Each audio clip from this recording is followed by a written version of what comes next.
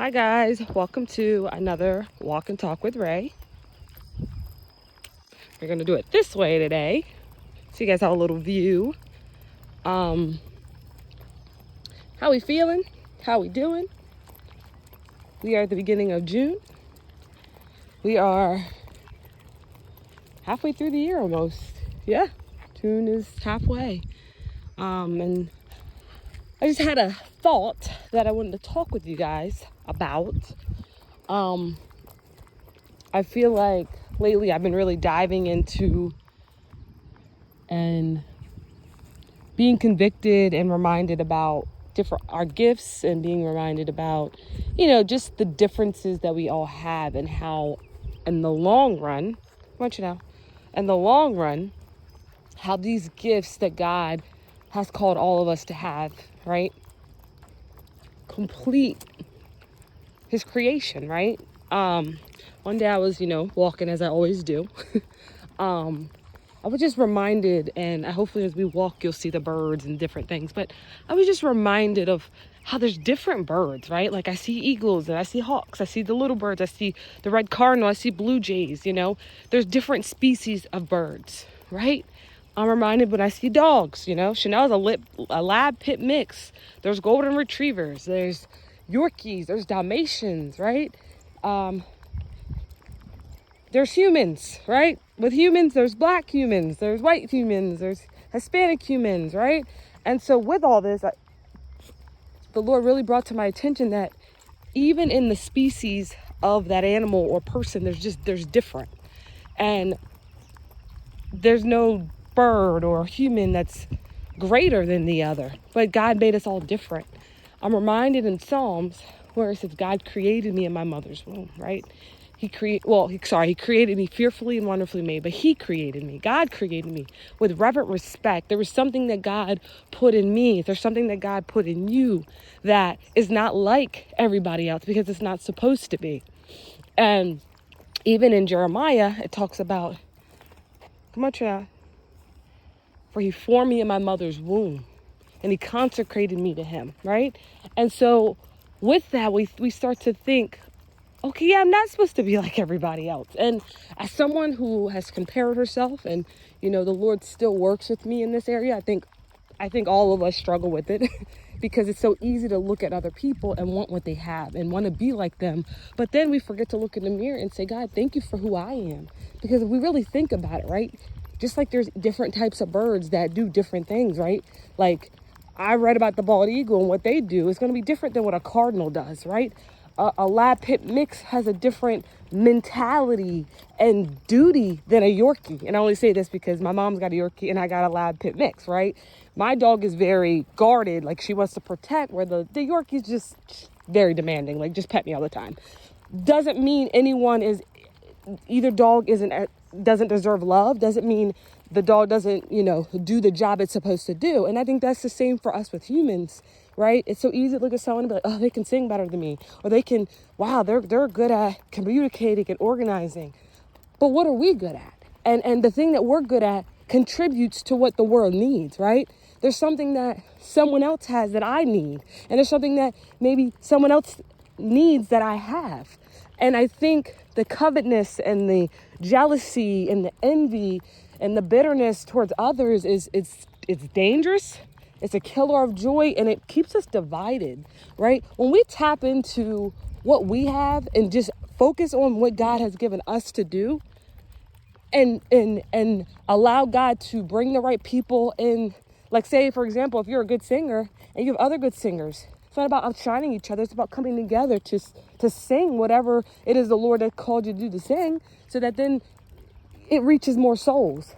Same with like preaching. Same with like maybe you're a teacher, maybe you're a speaker, whatever your thing is, right? But we have to get out of, and I just really feel the Lord in this because it's so easy to get lost in envying each other. Like, I don't see my dog envying my mom's dog because he's little or because he doesn't have the duty of really maybe guarding the house like she does. She loves her job and she does it willingly and she loves it. and she doesn't envy other dogs, right? And it's the same thing for us, right? Why do we envy each other? Why do we want gifts that the Lord never gave us, gave us the grace to have? It's kind of crazy, right? It's crazy to think, wow, I want what that person has. But the Lord intricately made you, like delicacy, with time, with effort, like he put everything into making just you. And when we say that, we're kind of telling the Lord, like, we ain't really grateful for what he's done. And the thing is, I think we get stuck in thinking that our gift doesn't matter or we're not doing anything, but it does. You know, my pastor talks about this a lot. And it's like, whatever God called you to do it to the best of your ability, because it does matter. You know, it actually does matter. And when I actually did a poem about gifts and talents. And I remember saying, when we put our gifts together, we will get the job done, right? Why didn't he make all the animals the same? You know, when we go back to the ark, he did 2 of each animal. Why didn't he just make all dogs? Why didn't he just make all cats? He made different types of animals. And even in the different types of animals, there's different species of the animal, you know, like it goes deeper, because there's something about each kind. Same with us people, that when we come together, something beautiful happens. When someone can sing and someone can preach and someone can drum and someone can speak and someone can be kind and we all come together, something's going to happen. Something divine is going to happen. And I think we have to remember that. The flesh is going to want to look at that person sideways. The flesh is going to want to say, I want what they got. You know, that's not fair. They have all this and that. It's so easy to do that. But I think the real part is asking the Lord to help you. And if that is in you, repent of it, you know. I'll be honest I think everyone goes through that because we're humans, right?